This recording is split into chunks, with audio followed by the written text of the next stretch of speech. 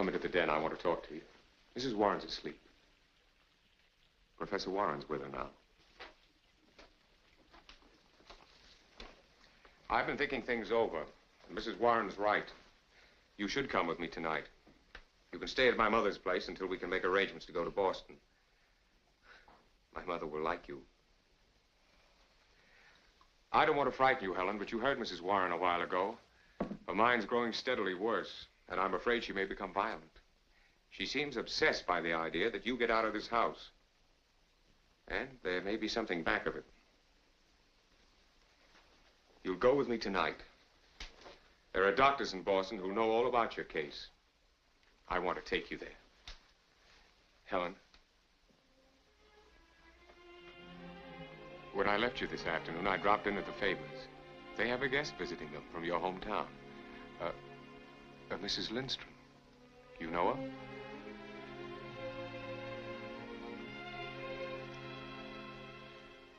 Well,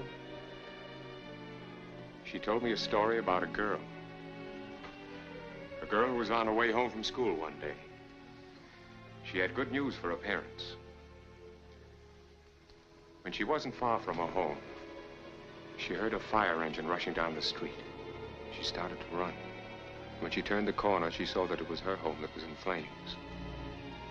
There was a crowd outside. She wanted to scream herself, but somehow she couldn't. She tried to rush into the house, but was held back because it was hopeless.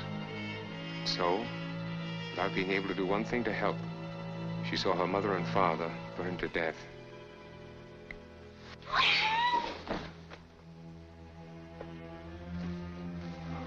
I'm sorry, Helen, but I had to do it. It's only because I wanted to help you. Go over everything that happened that day. Have the courage to see it all again. And by not blocking it out of your mind, you may find your voice again. I don't like being an outsider, and you shouldn't either. I know what I'm talking about because I'm an outsider here myself. A lot of people don't want me. They want me to quit, but I won't. Because there's at least one person who wants me here, and that's good enough for me. And there's one person who wants you to talk, and that ought to be good enough for you. Look at me. Look at me.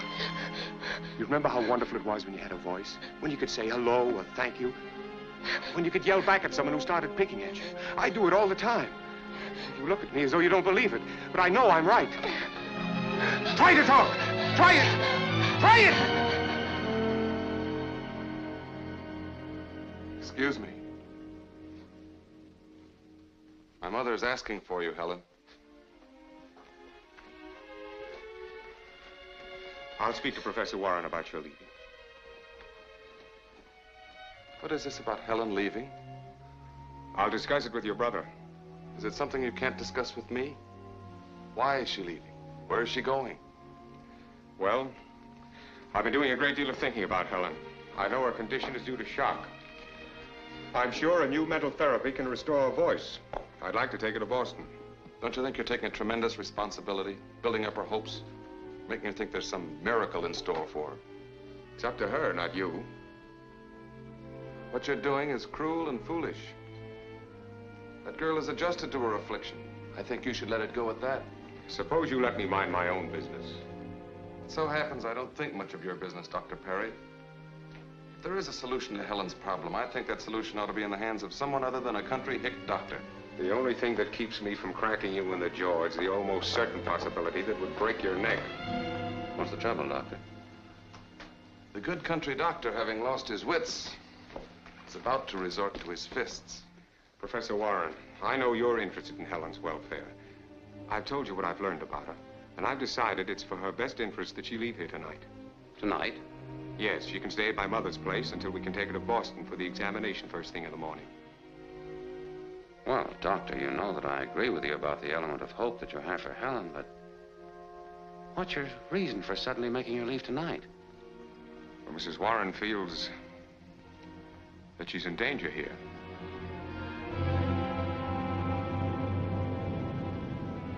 Well, surely you don't take the ramblings of a sick woman seriously. I take most things seriously. Doctor, there are many other considerations. Helen needs this position. It's her only means of support. No family. It won't be easy for her to... I've thought of all those things, Professor. I intend to take care of her. Oh, I see. Well, I'm very glad for you and for her. You're a sentimentalist, Doctor. Tell me, are your humanitarian instincts restricted only to people with serious afflictions? You're very insolent. Dr. Perry.